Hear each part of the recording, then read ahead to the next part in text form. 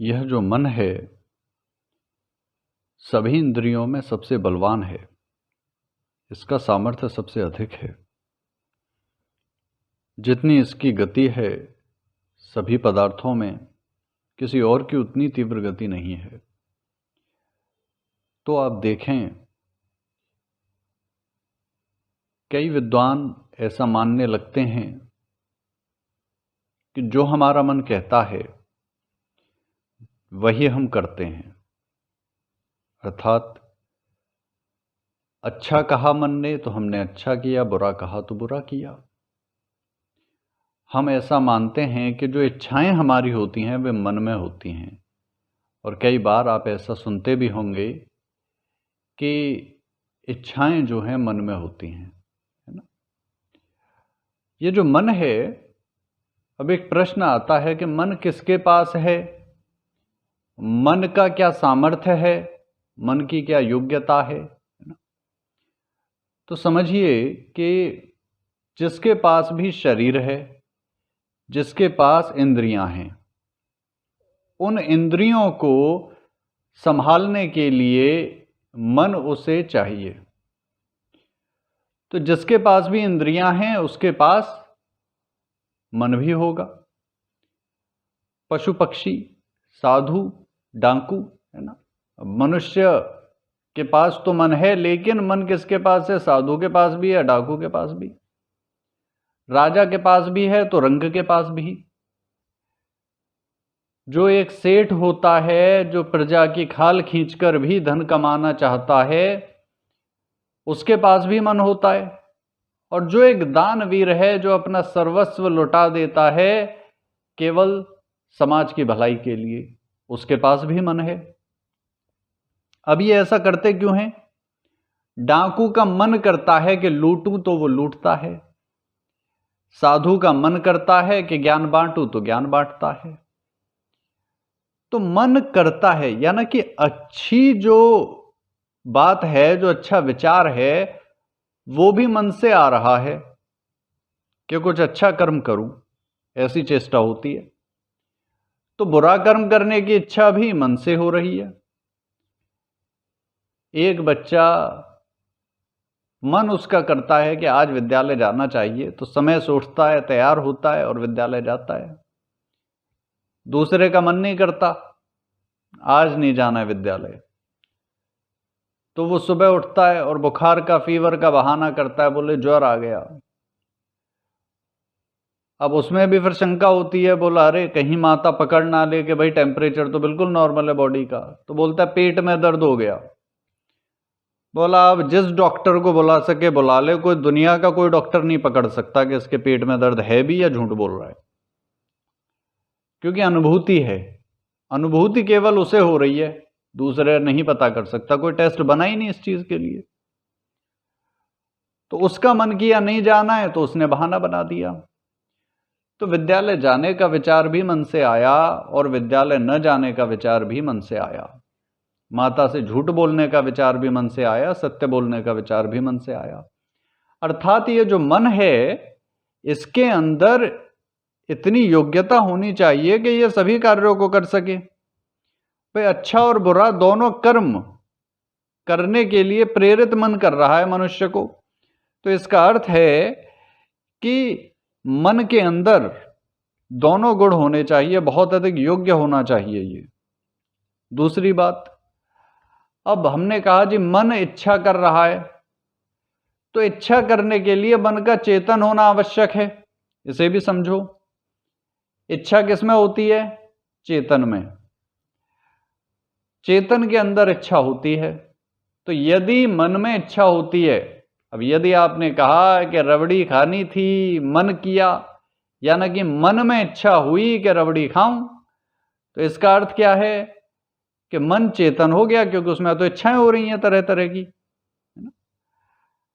परंतु यदि मन चेतन होता, है ना, अब इसमें हमें कंफ्यूजन एक और इसलिए होता है क्योंकि जो हमारे संकल्प विकल्प चलता है वो मन में ही चलता है, इसलिए और हम थोड़े कंफ्यूज हो जाते हैं।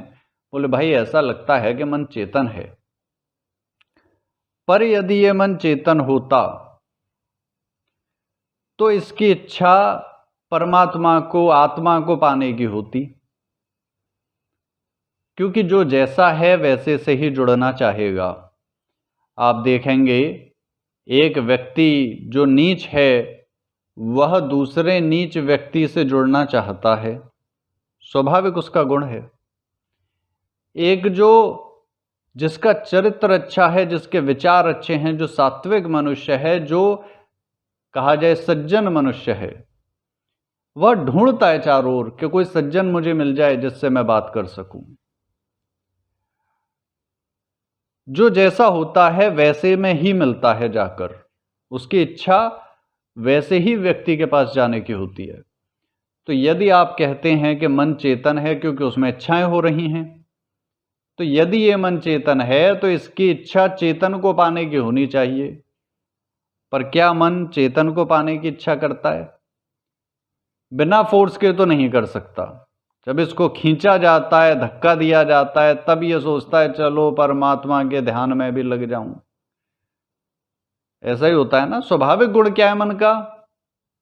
आइसक्रीम खा लूं जाके, है ना, शॉपिंग कर लूं जाके, थोड़ी लग्जरी 5 स्टार होटल में 4-5 दिन रह के आऊं भैया, है ना, 5 स्टार सुविधाएं हो, ऐसी किसी जगह फॉरेन में घूम के आऊं, कार लेनी है, लग्जीरियस हो, बेस्ट हो, है ना। क्या चाहिए हमें? भौतिक सुख। तो मन जो है, देखिए तर्क को समझिएगा, बहुत प्रयास कर रहे हैं विद्वानों ने, बड़े प्रयास किए हैं कि आसान शब्दों में, सरल शब्दों में ये ज्ञान आप तक आए ताकि आप इसे समझ सकें। मैं तो एक माध्यम मात्र हूं। जैसे मन एक माध्यम है, मैं केवल माध्यम हूं, करने वाला तो कोई और है वहां। पर इसे अच्छे से अगर नहीं समझेंगे तो सब गुड़ गोबर हो जाएगा, है ना। तो यहां पर क्या हो रहा है? तर्क को समझिए कि मन में इच्छा होती है, ऐसा हमें लगता है, सबको लगता है ना, आप सभी को भी लगता है कि मन में इच्छा होती है। पर इच्छा केवल चेतन में होती है, ऐसा शास्त्र का कहना है, और प्रमाणों से हमें यह समझ भी आता है कि इच्छा केवल चेतन में हो सकती है, जड़ में कभी इच्छा नहीं हो सकती। कभी आपने देखा है रसोई में गए और वहां पर कढ़ाई ने आपसे कहा, अरे लल्ला नेक मेकअप कराने ले चल, थोड़ी इच्छा हो रही है नेक सुंदर सी हो जाऊं। कभी बोला है कढ़ाई ने? या जो गैस का बर्नर है उसने कभी बोला है, अरे भैया थोड़ा मुझे भी चमक वाला, थोड़ा सा कुछ मेकअप वगैरह करवा ला तो मैं थोड़ा अच्छा हो जाऊं, मन कर रहा है सुंदर हो जाऊं, या कि भैया ये गैस चलाना बंद कर दे, तप जाता हूं, गर्म हो जाता हूं, बड़ी पीड़ा होती है भाई, मेरी भी इच्छा है कि ठंडक थोड़ी सी मुझे मिले। कभी कहा है उसने आपसे? जो जड़ है उसकी इच्छा नहीं हो सकती कभी, ना ही उसको कोई अनुभूति हो सकती है। परंतु हम कहते हैं कि मन को इच्छा होती है। यदि इच्छा होती है मन को तो मन चेतन हुआ, और चेतन का जो झुकाव है वो चेतन की ओर होना चाहिए। इसका अर्थ है यदि हम मानते हैं इस तर्क को कि मन चेतन है क्योंकि उसमें इच्छा होती है, तो इसका अर्थ यह हुआ कि आपका मन जो स्वाभाविक रूप से जाता है वो परमपिता की ओर जाता है, आत्मा की ओर जाता है, अभौतिक सत्ता की ओर जाता है। क्या ऐसा होता है?